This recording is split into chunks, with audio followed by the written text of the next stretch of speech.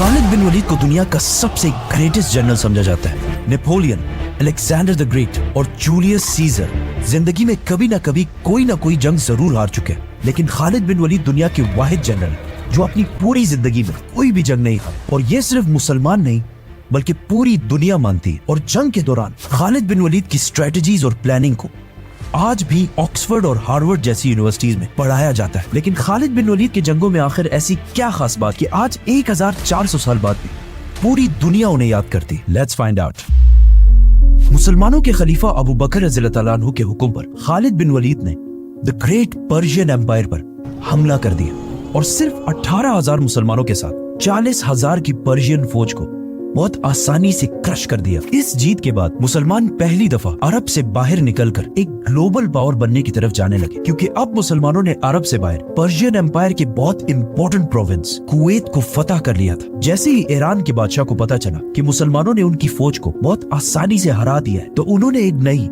40,000 की फौज खालिद बिन वलीद की तरफ रवाना की। लेकिन खालिद बिन वलीद ने कुवैत फतह करते ही डायरेक्टली अपने स्पाइस जासूसों को पूरे इलाके में फैला दिया था, ताकि हर खतरे का उन्हें पहले से पता चल जाए। ये स्पाइस हर तरफ फैल गए और बहुत दूर जाकर उन्होंने देखा कि पर्शियन एम्पायर की 40,000 की फौज बहुत तेजी से मुसलमानों की तरफ बढ़ रही है।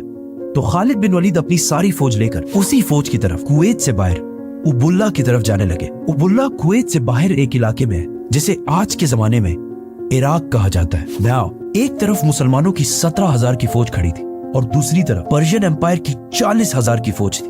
पर्शियन जनरल सामने आया और खालिद बिन वलीद को चैलेंज किया, लेकिन मुसलमानों की फौज से एक आम सिपाही ने जाकर उसे खत्म कर दिया। अगेन एक बार फिर पर्शिया की फौज का जनरल जंग से पहले ही मारा गया, जिसके बाद दोनों फौजों ने एक दूसरे पर फुल फ्लैज हमला कर दिया और बहुत सख्त जंग शुरू हुई। लेकिन पर्शियन फौज बहुत ज्यादा होने की वजह से आहिस्ता आहिस्ता बहुत सारे मुसलमान शहीद होने लगे, जिसकी वजह से पहली बार खालिद बिन वलीद ने मजबूरन मुसलमानों को जंग से पीछे हटने का हुक्म दिया।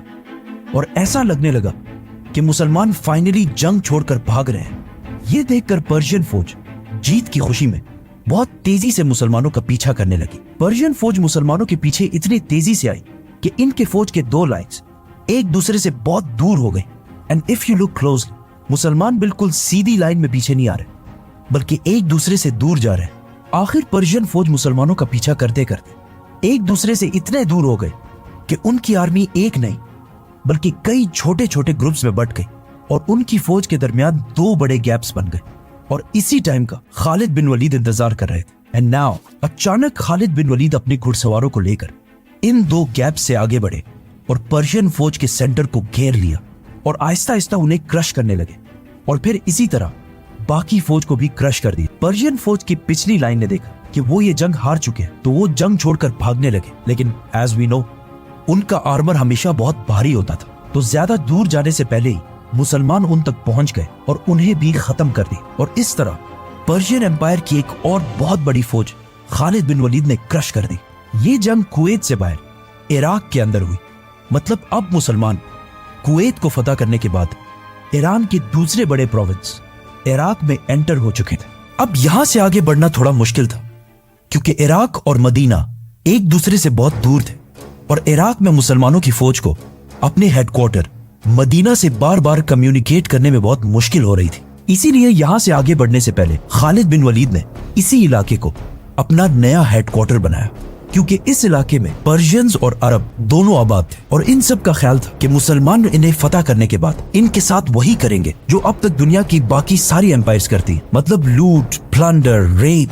लेकिन खालिद बिन वलीद ने अबू बकर रज़ियल्लाहु तआला अन्हु के हुक्म पर इस इलाके की सारी प्रॉपर्टीज उन्हीं लोगों को वापस कर दी और किसी से भी जबरदस्ती कोई भी चीज नहीं छीनी। और बहुत तेजी से इस इलाके में बहुत सारी अदालतें, कोर्ट्स बनाए और इन कोर्ट्स में जजेस बड़े बड़े सहाबा को बनाए, जिसकी वजह से बहुत तेजी से इस इलाके में पहली बार जस्टिस, इंसाफ कायम होने लगा। इसके बाद खालिद बिन वलीद उनके मार्केट्स और बिजनेस की तरफ आए और सबसे कहा कि बिजनेस उसी तरह जारी रखो जिस तरह इससे पहले था।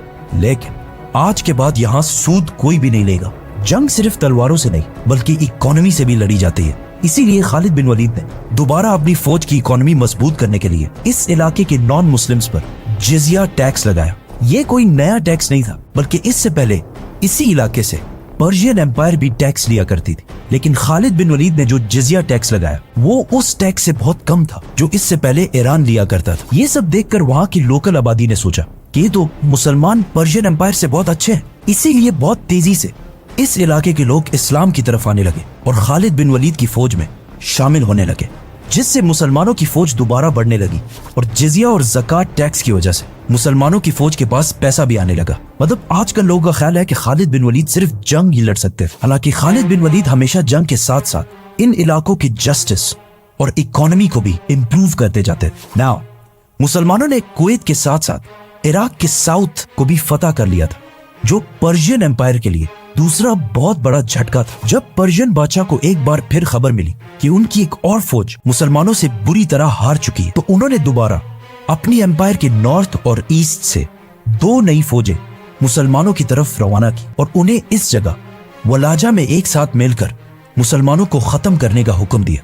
बट पर्शियन बादशाह हर तरफ से फौज जमा कर रहे हैं सिवाय अपने वेस्टर्न बॉर्डर से, क्योंकि ये बॉर्डर रोमन एम्पायर के साथ टकराता था और ईरान के बादशाह को यह टेंशन भी थी कि कहीं रोमन एम्पायर इस सब का फायदा उठाकर पर्शियन एम्पायर पर हमला ना कर दे।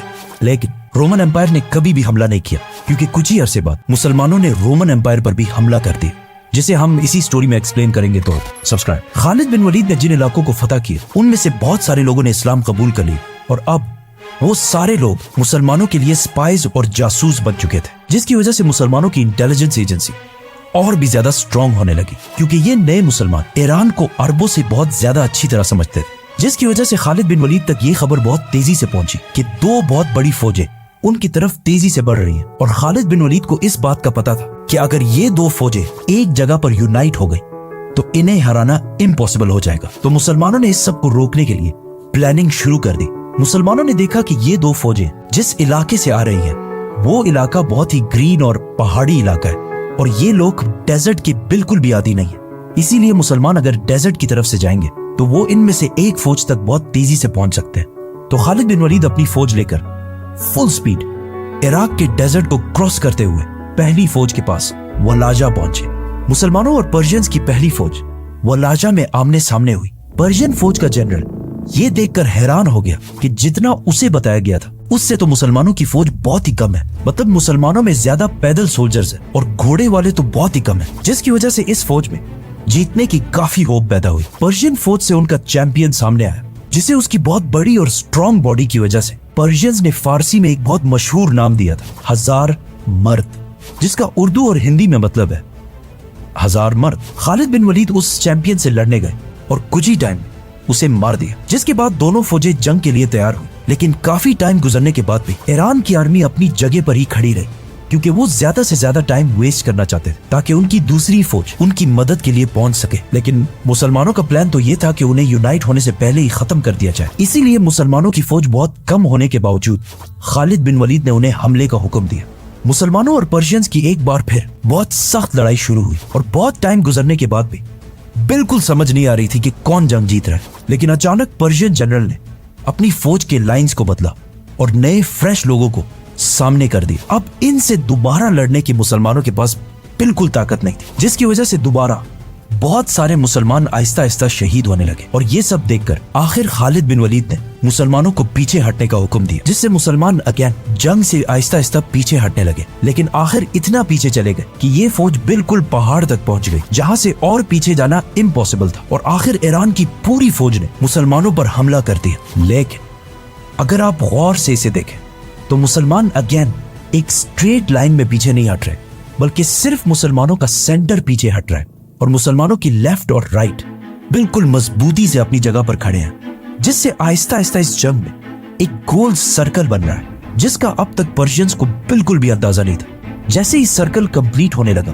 और पर्शियंस की सारी फौज इस सर्कल के अंदर एंटर हुई, खालिद बिन वलीद ने इशारा दिया और अचानक पर्शियन फौज के पीछे से 4000 हॉर्समैन घुड़सवार फुल स्पीड पर्शियन फौज के पीछे आने लगे। याद है ईरान के जनरल की जासूसों ने जितना उन्हें बताया था उससे मुसलमान बहुत कम थे, जिस पर वो बहुत खुश था। लेकिन असल में मुसलमान कभी कम थे ही नहीं। खालिद बिन वलीद ने जंग से पहले इन सारों को पर्शियन फौज के पीछे खड़ा किया हुआ था और बहुत देर से ये सब खालिद बिन वलीद के सिर्फ एक इशारे का इंतजार कर रहे थे। इसके बाद मुसलमानों ने पर्शियन फौज को हर तरफ से ऐसे घेर लिया कि कहा जाता है कि एक बंदा भी इस जंग से नहीं भाग सकता। ये कोई पहली दफा नहीं है कि खालिद बिन वलीद ने ये टैक्टिक यूज किया। इससे पहले जंग ओहद में इसी तरीके से उन्होंने मुसलमानों को भी हराया था, जिसमें रसूलुल्लाह सल्लल्लाहु अलैहि वसल्लम ने सहाबा को क्लियरली ऑर्डर्स दिए कि इस पहाड़ से नहीं उतरना। लेकिन जीत की खुशी में जब वो पहाड़ से नीचे उतर गए, खालिद बिन वलीद ने पहाड़ के पीछे से हमला कर दिया और पूरे जंग को बिल्कुल बदल दिया। और अब वही टैक्टिक उन्होंने पर्शियंस के खिलाफ भी यूज की। ईरान की इस फौज को हराने के बाद अब मुसलमान पर्शियन एम्पायर के बॉर्डर से निकलकर उनके